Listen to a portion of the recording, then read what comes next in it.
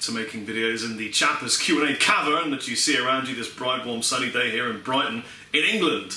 Well, let's crack on with the questions, of which I thank ye all for sending in to me via the web of Inter. By the way, I think I'm totally suitably attired to be playing this BC Rich Gunslinger in slime green with my superhero pyjamas and seagull top from Raw. Yannick Cruz. If you could absorb one famous guitarist and by doing so acquire all his technical abilities and creativity, which one would you pick? Well, if I'm going to absorb him, he might have to be small because I can't eat a lot of man. For me, it's going to have to be Yngwie Malmsteen, purely because I would love to know what goes on in that guy's head when he's playing some of his absolutely insanely quick legato runs and sweeping passages and things. He's got an interesting mind, and I know that he can flick between a really cool blues feely thing and then this massively crazy extroverted neoclassical thing. I mean, it was a real toss-up between him and Marty Friedman, but I think if I had Yngwie's technical and mental prowess, I would apply that to my own vibe and enjoy my playing more than I currently do. Otherwise, yes, it would be Marty Friedman, who is an absolute legend of a legend.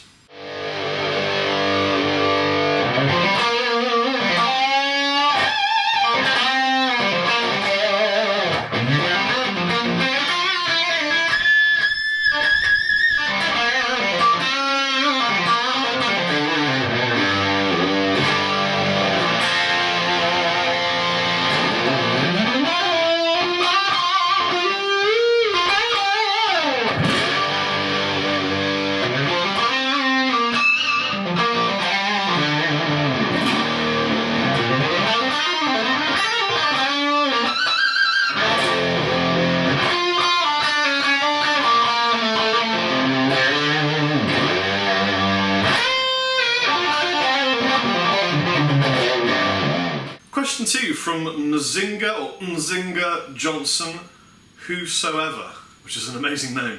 If you had to choose an amp, a cab, a guitar, and 3 pedals to use for the rest of your life, and you couldn't add any other gear to your rig, what would you choose? That's a pretty easy one for me, really. I mean, I've got it easier than most. I mean, my beautiful Victory amps Silverback is the ultimate amp I have ever played and ever will play. I imagine a cab. Well, it's going to be a 412, it'll be a Victory 412.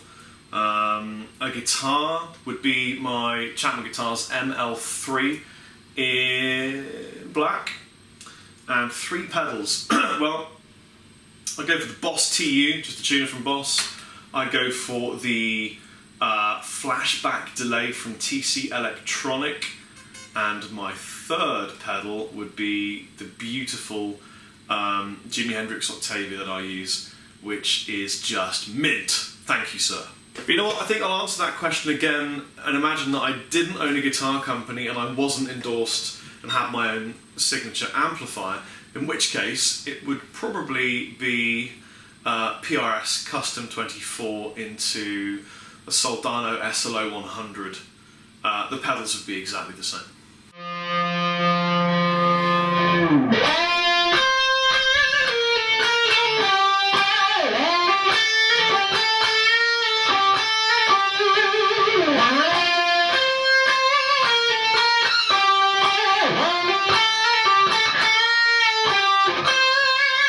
Next question from the wonderful Harrison Henley. Which career path would you have liked to have taken had you not become a musician, YouTube creator and guitar manufacturer? And which career path would you have most likely ended up in despite what you would have wanted? Well, I think we all end up with what we want if we really try hard enough at the things that we do want. I don't think there are many people that just settle for what they've got. I don't really believe in that. So, you know what? I was absolutely destined to become an acupuncturist because my father, Russell, who is a legend of a man, basically imagine me, but more advanced in age, and you got my dad, and he's an acupuncturist. You know what? I'm going to plug my father.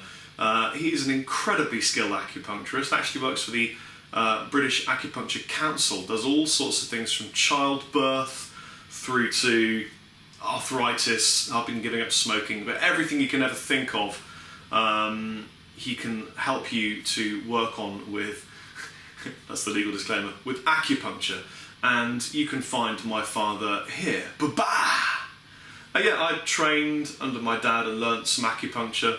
You all know that I grew up learning Chinese martial arts, and my dad's an acupuncturist, and that's part of my lifestyle. So I was destined to become an acupuncturist.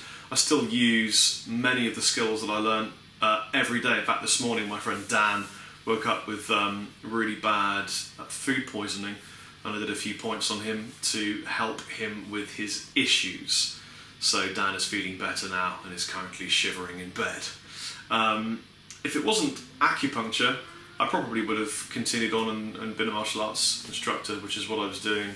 That was the other half of my life that I sort of was engaged in. I hope that answered the question for you.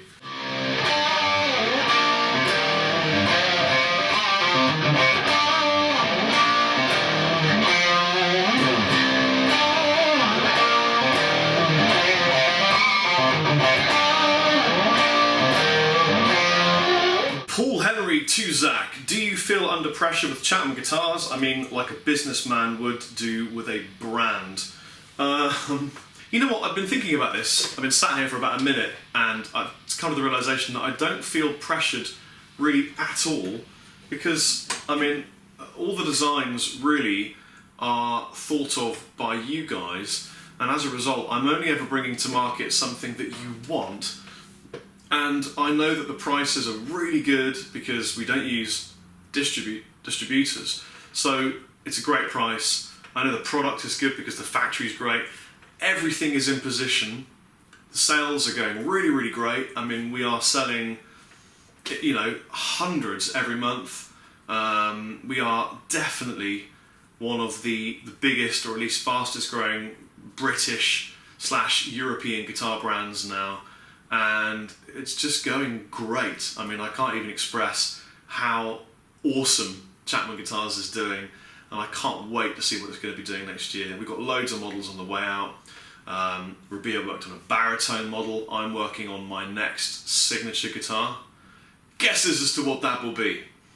And do I feel pressure? No, I guess the only pressure I ever feel is making sure that whatever your dream was when you voted on the poll is brought to absolute realisation in the final model that goes to market. Because it has my name on the headstock, so it means a lot to me. It's a family thing. So yeah, no, not really, no pressure. It's just great fun. Jesse Bruce, how do you think it might be possible for a guitarist not to be just another blues rock guy and try to offer something new, not just recycled ideas and things that everyone else does? Okay, well, here's the thing. If you stand on the beach and stare at the sea, some people just see lots of waves coming towards them, wave after wave after wave after wave. And some people look at the sea and they notice that every single wave, although it's a wave, is slightly different. You never get exactly the same wave. They all have unique characteristics despite the fact that they are just wave after wave after wave. I hope that philosophically answers your question. I would also add there are only 12 notes, unless you're a microtonal experimentation type dude, and I suppose as guitarists we really kind of all are. I mean, if you've got 12 notes and you like rock and blues, that's the palette of colours upon which you draw. It's really more to do with the vocalist and the way his lyrics flow and the rhythm, and it's the synchronicity of everything at the same time that gives the end result. Don't put too much pressure on yourself as a guitar player to be completely unique, because we're all playing guitars and amps, and we're all using 12 notes, and we're all playing in a genre that somebody else has kind of conceived of, or at least thought of. I mean, Eric Clapton was yearning from the Kings. I mean, he listened to the Three Kings and kind of did that. I mean, everybody's built on something else. That's what history does to musicians. Unless, of course, you were born and lived in a cave and were given a guitar in which case we'd probably be hitting them with our hands, you know. I don't know. Just, that's my thought on the subject. Don't worry too much about not being original. Write great tunes that have a story in them. It's all about stories, guys. Get a great story, brilliant vocal melody, and then it's the synergy of the whole band and the final piece of music they write that really makes a difference. Because you know what? If you listen to a wicked song and it really is really catchy and great, you don't go, it's just another rock song. It's a great song, you know what I mean? Loads of you wanted me to review this BC Rich Gunslinger that I purchased second hand for £75.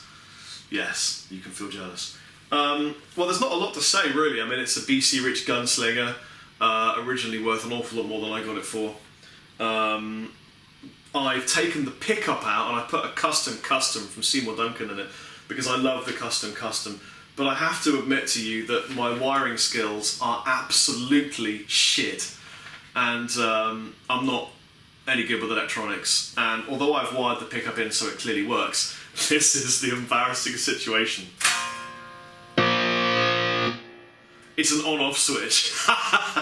So that's basically what it does. You turn it on or turn it off. And turning it on any further does nothing. So it probably doesn't even normally sound like this. And when I get the guys at Andertons to properly wire it for me, it'll probably sound completely different.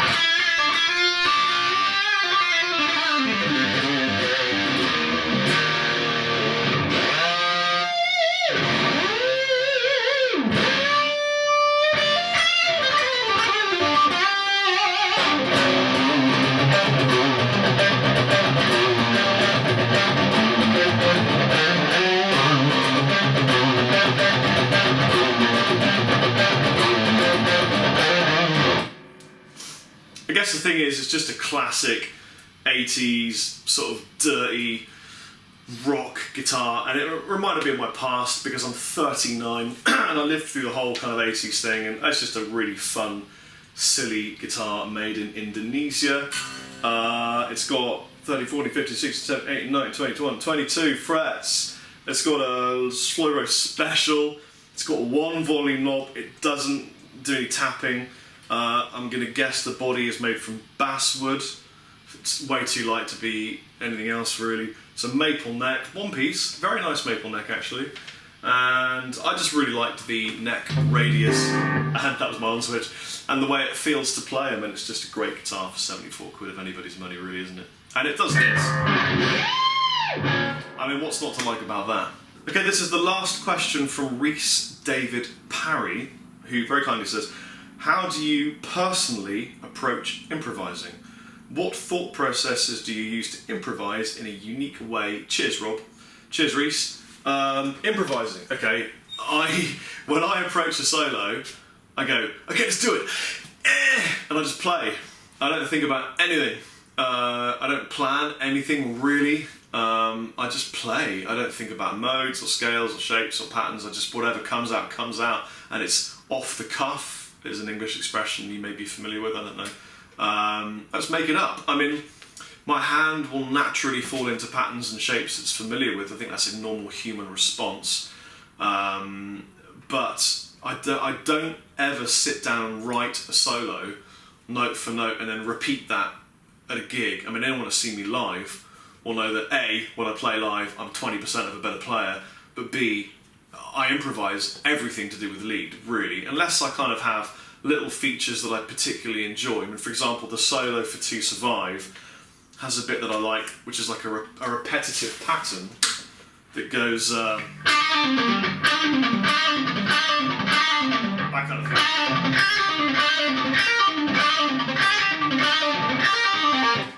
And it's over a build-up with the banding, a breakdown part, gap, and I build it up into a solo, but then when I'm soloing, that's it, solo done, you know. I mean, I guess on Breath, I wrote little different parts of it that I linked into, but in between, it's all improvised. I think, for me, personally, theory is a device and a mechanism to understand what you've done after the point. So I include writing music in this. You write a tune, because you get this thing in your head and you go, right, I've written something, and you go, right, what was it I just wrote? how can I now explain this to my bassist? And I go, well, look, you go from a root to a fifth, and then you go back to a flat 5, and then so that means I'm in this, so it could be blues. But then I go to this 2, so probably Dorian, because I've got a major 6 afterwards, and then so we'll stay in Dorian for this section and then move on. So I'm using theory to explain what I've done after the point. And with my solo playing, I guess subconsciously, subliminally, I'm probably immediately assessing the mode and the key, and then my hand just knows where to go. I'm not particularly limited on where I can go on a guitar. If I hear a chord, I can just play. I don't have to think about playing. I can remember not knowing how to do that. I can remember when I heard, a D. Oh, this is not a D though, it's a D flat, I think. Might be a C actually. I would immediately have gone to position 1 pentatonic. And then I remember when I learned all my scales and really put the graft in, I tended to be down here instead, because I was playing rhythm here and I wanted to play lead. And then of course you just learn all the positions and you can just play. Just that was a bit messy because there's a lot of gain on this, because I like my gains. But yeah, it's just, I put your hand down and you just play and it all comes out the right way normally. And if it doesn't, that's the fun of being a guitar player. Many people play very differently from me though. Anyway, thank you for being involved in this day's Chappers Cavern. I'd like to share with you that I'm drinking coffee with almond milk, which I made myself this morning and I'm very proud of myself. If you're drinking a caffeinated beverage, maybe raise a glass with me in toast of all our favourite guitar brothers, and I'll see you guys very soon. Chappers out.